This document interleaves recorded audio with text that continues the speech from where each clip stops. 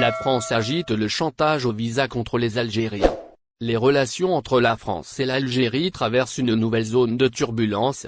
Dans un contexte où les intérêts diplomatiques, économiques et migratoires se chevauchent, Paris semble vouloir utiliser l'attribution des visas comme levier de pression sur Alger. Cette posture, qualifiée par certains d'ultimatum déguisé, suscite des critiques aussi bien en Algérie qu'en France. Ce n'est pas la première fois que la France adopte une telle politique. En 2021, Paris avait décidé de réduire drastiquement le nombre de visas accordés aux Algériens, invoquant un manque de coopération de la part d'Alger dans la reconduite de ses ressortissants en situation irrégulière. Cette décision avait provoqué une levée de boucliers en Algérie, où elle avait été perçue comme une atteinte aux droits des citoyens algériens et une tentative de pression politique. Après un apaisement relatif en 2022, marqué par la levée des restrictions sur les visas, l'affaire semble avoir été relancée récemment. Les propos tenus par des responsables français évoquant la possibilité de nouvelles mesures restrictives ont ravivé les tensions. Selon des sources diplomatiques, la France envisagerait de revoir à la baisse le nombre de visas accordés aux Algériens, tout en conditionnant son aide au développement à des engagements clairs de la part d'Alger.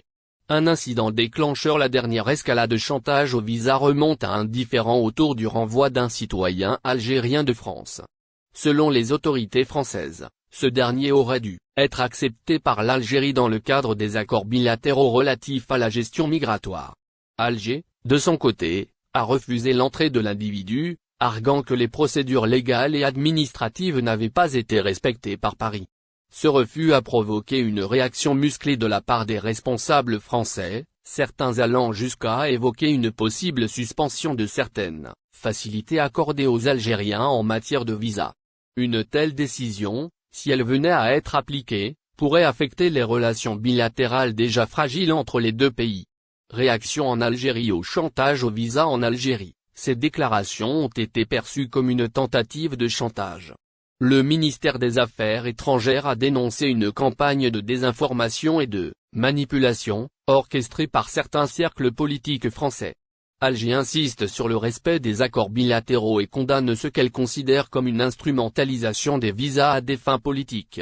Les médias et l'opinion publique algérienne n'ont pas manqué de réagir.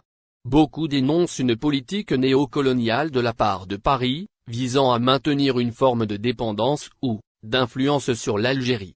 D'autres critiquent la France pour son incapacité à gérer les dossiers migratoires de manière concertée et respectueuse des deux parties.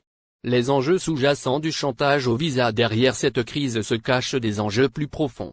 La question migratoire reste un sujet sensible pour la France, notamment en raison de la montée de l'extrême droite et des pressions internes pour durcir les politiques d'immigration. En parallèle, les relations économiques et sécuritaires entre les deux pays sont également en jeu. La France compte sur l'Algérie pour jouer un rôle clé dans la stabilisation de la région sahélo-saharienne et pour garantir un accès à ses ressources énergétiques.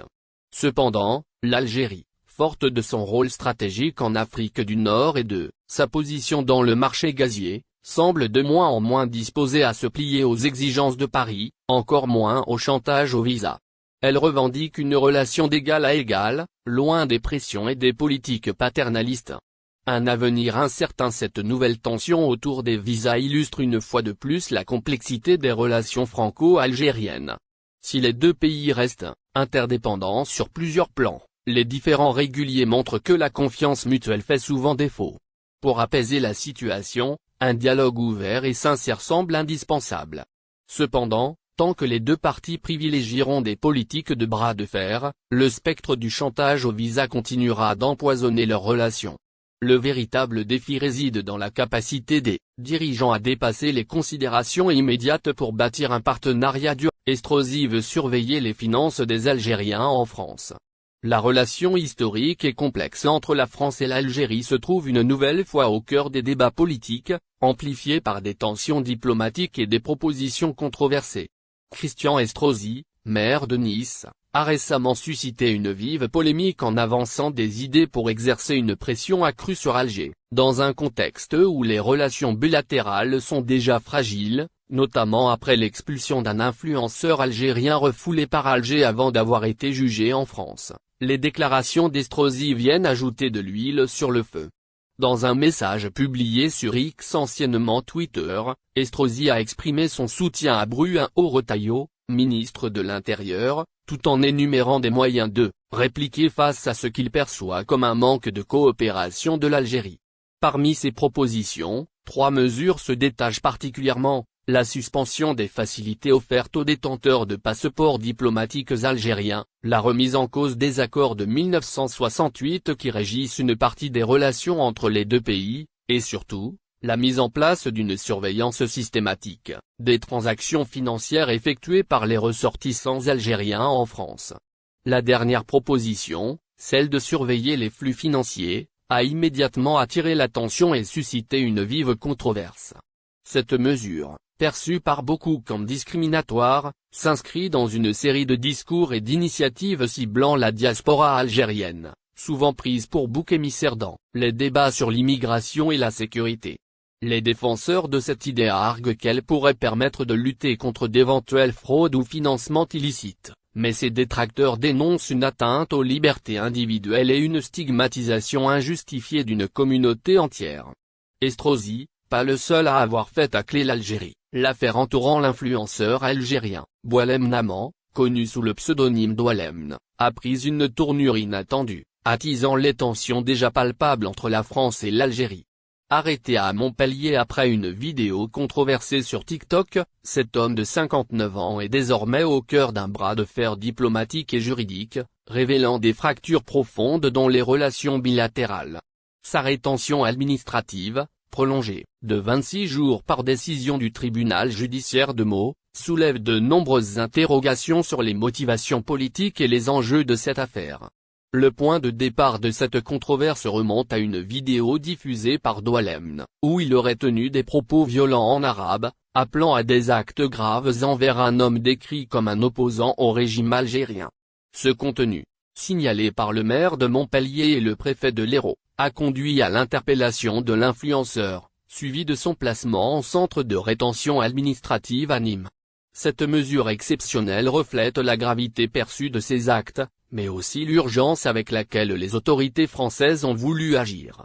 Jeudi dernier, l'affaire a connu un nouveau rebondissement lorsque l'influenceur a été expulsé vers l'Algérie. Cependant, son expulsion s'est heurtée à un refus catégorique des autorités algériennes, qui l'ont immédiatement renvoyé en France.